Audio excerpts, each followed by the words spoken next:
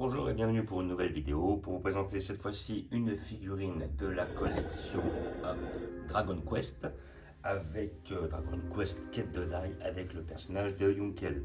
Alors son nom dans l'animé français c'était Enki. Au Club Dorothée, je me rappelle quand ça passait, et après effectivement dans le manga, comme j'avais le manga à l'époque, c'était Yunkel. Et je crois qu'ils ont repris le même nom pour la dernière adaptation qu'ils ont faite, qui est parue il y a 2-3 ans. Donc effectivement, c'est un soldat à l'origine qui appartenait, effectivement c'est un des disciples d'Aban. Alors Aban, après il a plusieurs noms, ça peut être Aban, Ivan ou tout ça. Et et donc c'était son meilleur disciple qui l'avait trahi par la suite parce qu'il croyait que Avan avait tué son père et tout, alors qu'il se rend compte par la suite que c'est Adler. Adler, voilà, j'ai des figurines, enfin j'ai une figurine d'Adler, après j'en ouvrirai une autre par la suite, comme ça je vous montrerai qui est ce perso. Et par la suite il s'est enrôlé dans les armées du mal et Ron Berouk lui avait fait une armure, la fameuse armure à l'épée maléfique, effectivement, qui est très solide et qui résiste aux incantations. Et par la suite, Fly avait réussi à le vaincre en utilisant la technique Raiden, qui est la technique normalement avec les éclairs, l'électricité, qui pouvait passer à travers l'armure de Enki. Voilà donc une petite figurine que j'ai trouvée sur un site, hein. J'ai pris un paquet, j'en ai pris plusieurs, une bonne partie de celles qui me manquaient. Voilà, parce qu'il m'en manque quand même pas mal dans cette collection-là. Moi, j'en avais déjà certaines de chez Sega, comme celle-là, là, c'est la collection Sega Price. Et après, j'avais aussi collection Artefix, collection Pop-Up Parade, et j'avais aussi collection Furiou. Voilà, parce que c'est eux qui ont sorti en principal les figurines, quoi. Voilà. Donc, je vais vous montrer la bête. Hop, ici présente. Donc voilà, moi j'ai payé à peu près 20. Je sais que j'en ai pris 4 et j'en ai eu pour 90 euros les 4, ça fait 22,50 €. Il y en avait certaines qui étaient à 20, d'autres à 25. Et là, je sais plus si j'ai payé 20 ou 25, mais bon, après, c'est des figurines que vous trouvez, voilà, grossièrement. Là, on a un package, voilà, avec la petite armure à l'épée maléfique. Voilà, moi j'aimais bien quand Enki avait cette armure-là, je la trouvais vachement badass, beaucoup plus stylée que celle qu'il va avoir par la suite, la fameuse armure à la lance maléfique. Donc avec un couteau, je coupe les scotch. Voilà, et nous allons voir ce que ça donne. La boîte est un peu abîmée, mais bon, je pense qu'elle est un peu vieille aussi. Collection Sega Price. Et après, je sais que malheureusement, je vais avoir un problème de place. Je ne sais pas si je vais pouvoir tout les placer. Je vais voir au fur et à mesure parce qu'ils font des figurines avec des socles qui sont énormes. Ça va être compliqué de pouvoir toutes les mettre. Donc on a notre socle d'un côté. On peut le voir ici. Notre socle. Là on a notre figurine qui est juste là. Il sera dans sa position, le fameux Bloody Scride. Alors moi je sais que dans le manga c'était le Bloody Sukureido ou un truc comme ça. Et en fait c'est une technique où en fin de compte il envoie une sorte d'éclair ou de rayon avec son épée devant lui. C'est sa technique secrète. Et par la suite, il est arrivé aussi à la faire avec sa lance. Voilà. Et nous avons le socle ici présent. Voilà. Donc le problème aussi de ces collections-là, c'est que là, vous voyez, il y a des points. Les figurines ne peuvent pas tenir, elles sont obligées de s'emboîter dans les socles. Moi je préfère les socles où il y a des pointes qui dépassent, comme ça, puis il y a des cas où on choisit de mettre le socle ou pas. Si il y a possibilité effectivement que le personnage tient. Mais si je peux éviter un maximum les socles généralement prennent plus de place qu'autre chose. Voilà, donc là nous avons la pièce. Et là je dois avoir l'épée quelque part. Alors, où est-elle ? L'épée doit être là. Ah bah voilà, l'épée est juste derrière. Là, nous avons notre fameuse épée. Alors bon, je pense qu'ils auraient pu... Là, c'est un peu trop plastique à mon goût. Alors maintenant, on est sur une figurine à 20 balles. L'épée est bien faite, certes. Mais bon, elle fait vachement plastique, je trouve. C'est dommage. Un petit aspect chromé, là, comme sur mon couteau, là. Ça aurait été très bien.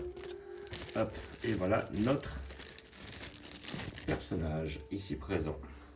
Voilà. Donc, je vais le mettre sur le socle, ça va être plus facile. Voilà, nous avons notre socle ici présent, donc je pense qu'il sera comme ça. Là, et puis après on aura les deux qui seront comme ça. Voilà. Et voilà notre personnage. Et après, à mon avis, l'épée s'emboîte comme ça dedans. Voilà, pour faire cette technique secrète. Alors, qu'est-ce que ça donne? Alors, comment est-ce qu'elle rentre? Est-ce que maintenant, il faut la... Est-ce qu'elle peut rentrer? Ouais, je pense qu'elle doit rentrer celle-là. Je ne voudrais pas la casser. Voilà. Voilà. Et donc là, nous l'avons avec sa technique secrète. Alors, voilà, hop, on la met un peu plus droite comme ça. L'épée est bien droite. Là, après, on avait sa technique comme ça, généralement, au moins qu'il la mettait comme ça, je ne me rappelle plus. Peut-être comme ça, de toute façon, que ce soit l'un, que ce soit l'autre, on verra bien. Donc, revenons-en à notre figurine. Alors, qu'est-ce que j'en pense? Le sculpte, il est bien fait. Voilà, le personnage est bien fait. Ça, voilà. Alors après, au niveau du visage, les expressions, le regard, c'est pas trop ça, quoi. Les yeux sont un peu tombants, à mon goût, là, comme on peut voir. C'est un peu...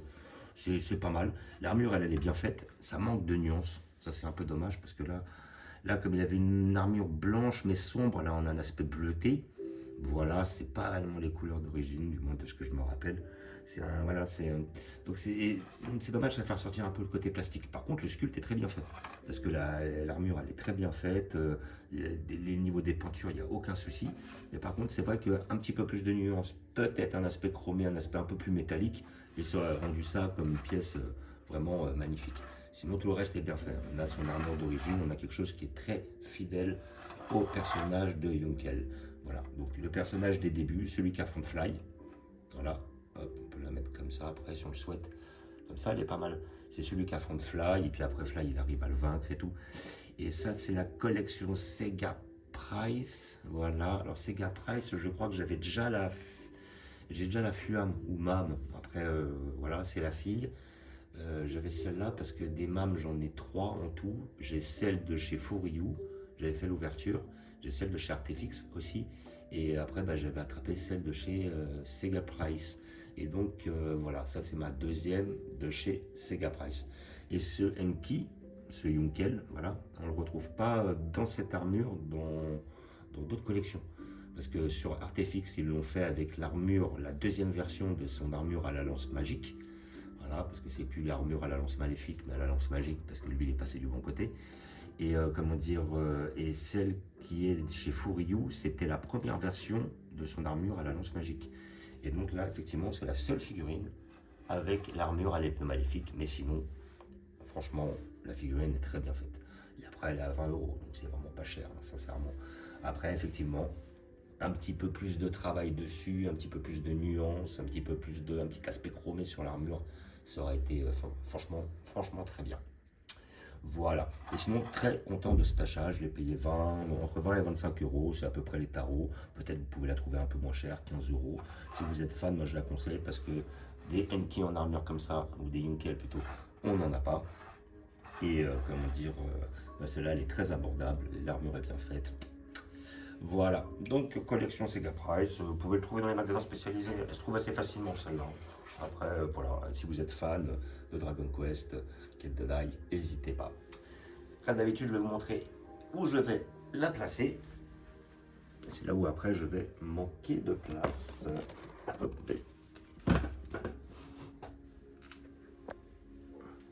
Voilà, donc j'ai essayé de faire un peu de place là. Donc je vais voir. Peut-être lui, je vais le mettre comme ça. Je vais voir où je pourrais la placer par la suite. Parce qu'après, au bout d'un moment, je me demande si le Adler, je ne vais pas le dégager. Essayer de le mettre ailleurs. J'ai dû surélever la Fuam derrière, comme on peut voir. Donc là, effectivement, tout à droite, là, j'ai mis les Artefix. Entre Fly, Enki, ou plutôt Yunkel, Pop et Mam, Fuam. Après, celle-là, c'est ma Pop-Up Parade. Derrière, on a la Furyu de Fly. Là, c'est la Furyu de Mam. À côté, on a l'autre Sega de Fuam. Là, c'était celle qui était sortie pour les 50 ans de la bonne Presto. Après, on a le Adler de chez Artefix. Et là, après, on a le Fly de la collection Pop-Up Parade. Et là, nous avons notre Enki, ici présent, qui est vachement bien fait, ceci étant.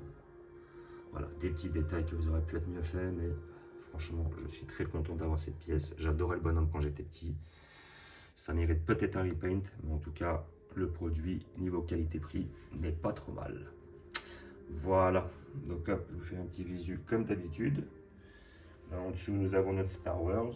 Là, nous avons notre Ketchin le Vagabond et notre Ranma 1,5. Notre petite collection Street Fighter de chez Altaïa.